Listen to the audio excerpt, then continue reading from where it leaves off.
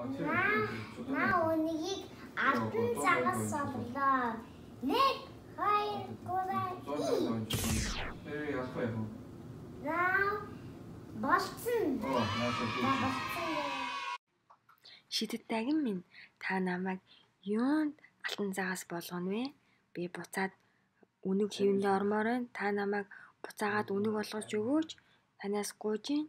Би таны үгэнд орж явах болно. Би дахиж сахилгагүйдгүй. Би танд амлаж гин. За би чамаа өнөгөө олно за. Ямар гоё юм бэ? Би буцаад үнэг болсон байна. Баярлалаа шидэт дагнаа. Би маш их аз жаргалтай байна. Ямар гоё юм бэ?